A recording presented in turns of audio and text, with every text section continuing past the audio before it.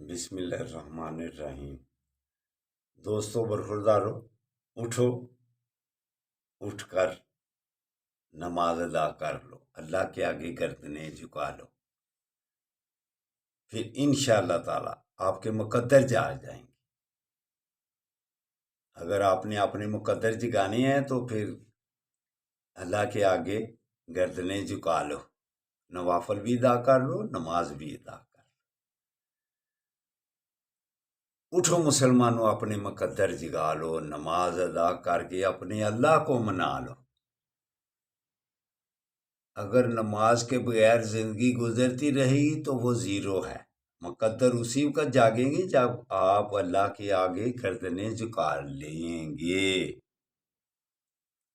تو جب نماز ادا کر لو پھر اللہ کے ناموں کی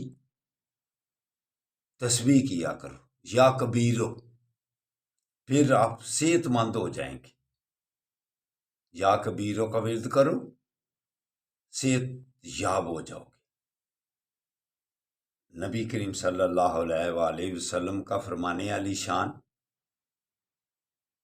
کہ جو مسلمان دوسرے مسلمانوں کے عیب چھپاتا ہے، غلطیاں چھپاتا ہے، قیامت والے دن اس کے بھی عیب اللہ چھپا دے گا۔ تو مسلمان بنو صحیح۔ اگر آپ صحیح مسلمان بنیں گے تو پھر قیامت والے دن سرخرو ہو جاؤ گے۔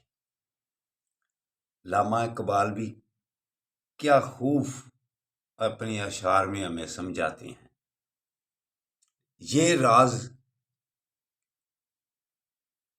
کسی کو نہیں معلوم کہ مومن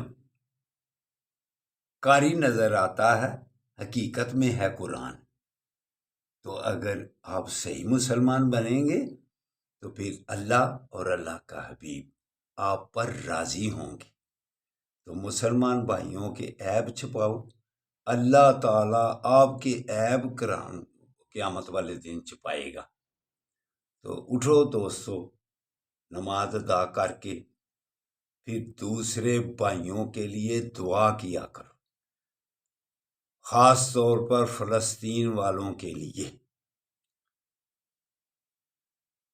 کتنی بد نصیبی ہے ہماری کہ ایٹمی طاقت ہونے کے باوجود ہم خاموش ہیں، اور وہ اس نے کل پھر 500 مسلمانوں کو بچوں سمیت بمباری کر کے شہید کر دیا ہے۔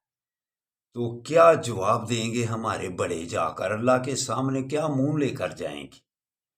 کم از کم یہ مظلوم مسلمانوں کی آواز بنے اور کچھ نہ کچھ زبان سے تو کچھ کہیں نا، زبان سے ہی کچھ کہہ دیں۔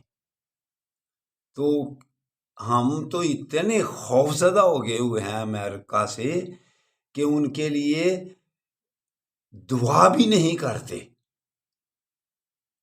ان کے لیے کچھ زبان سے لفظ نکالتے ہی نہیں ہیں تاکہ ہمارا امریکہ ہمارے سے ناراض نہ ہو جائے۔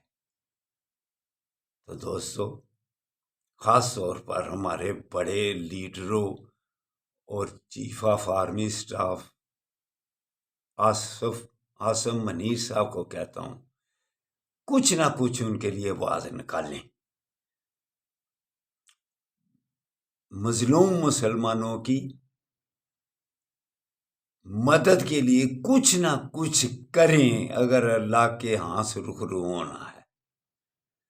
تو دوستو، ان کی چیزوں کا کم از کم بائیکاٹ کر دو۔